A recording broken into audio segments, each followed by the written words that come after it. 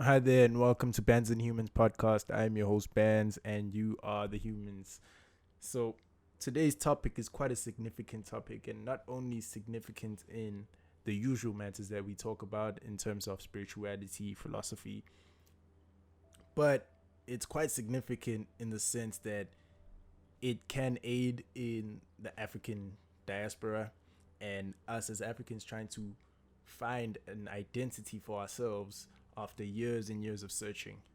And this discovery that was made, I'll get to I'll get to the discovery just now, but this discovery that was made could lead on to other links in terms of African mythology and African deities and like how we who we were before the borders here in Africa.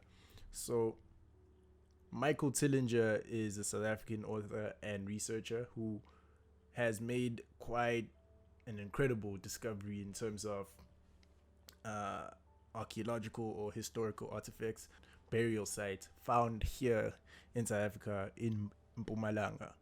And this site is linked to the Anunnaki, and the Anunnaki are these deities that appeared in Mesopotamian, Assyrian, and Akkadian mythology. So, and these mythologies here were sort of found in the area of Sumeria, which is now known as Iraq, or some of you might say Iraq.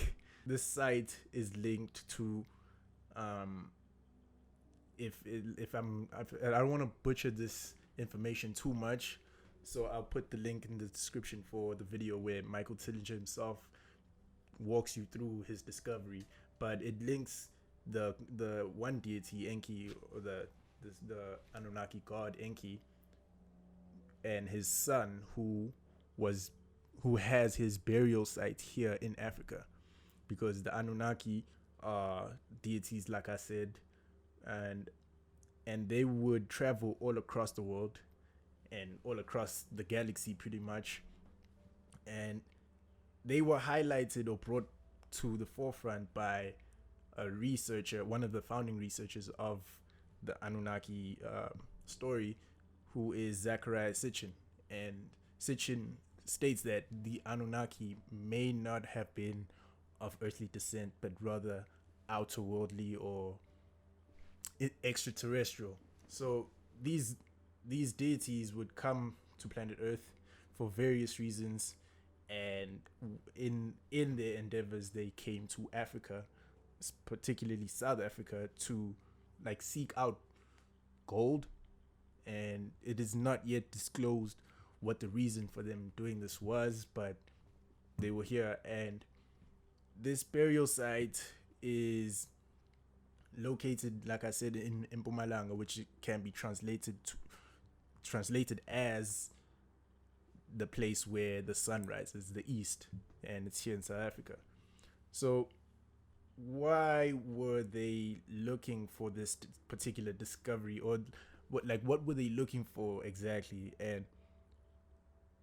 And Michael Tillinger is one that was already doing certain research and trying to link ancient discoveries and to his research as well and his writings. And along the way, he met various interesting people and also ran into some obstacles. That's why they have been obstructed from continuing the research or being able to, I don't know, excavate the site to kind of see what's underneath the ground. But so far, they've only managed to get certain infrared scans of what it is that's underground. And if you could see the picture, it's like there's some sort of disturbance underneath the ground.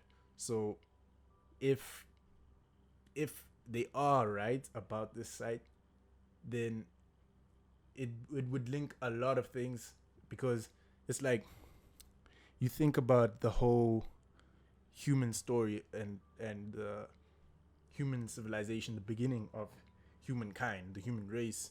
It's like the more and more research that is being done, and the more they dig and try to find stuff, the more it gets to Africa and the lower it gets in Africa. like they said that the oldest fossil found was found here in South Africa, and they named it Naledi. So that there is quite significant as well, because you have your cradle of humankind here, and one also in Suma. So there's still quite kind of a research debacle going on there, but then we'll get to it, and why it's so significant. So this discovery that was made, you might be sitting there asking yourself, like, how is it significant to you as a person sitting there right now? I would say that it is significant because of the historical backings, or the historical background of the African continent. For, I don't know, centuries now, the African story has been mitigated or muzzled because of certain powers that be.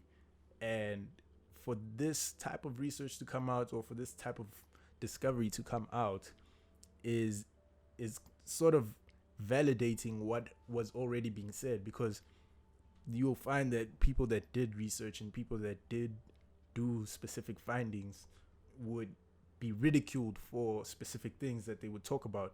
So, kind of like Michael Tillinger, who himself states that he would be ridiculed, and people like Babu Credo Mutwa, who is a Zulu shaman, and he speaks of him as well. He speaks of Credo Mutwa in his story as well, and he's one that was ridiculed as well for him talking about certain topics in terms of the whole African story as well. So you see that there's this force that pushes back on African discoveries being made, or African people telling their stories, and you ask yourself why. What are they so afraid of? And I think I have the answer, but I don't know, because I can't say with any certainty that, oh, this is the reason or that's the reason. But like with me, intuitively, I think I know. But we'll get deeper and deeper into these discoveries, and actually discover more stuff about us as a people that was long being withheld from us, and that will lead to us being able to establish an identity for ourselves outside of the identity we were sold as Africans. So this has been episode 4 of Free Rant, Bands and Humans podcast. I am your host, Bands, and you are the humans.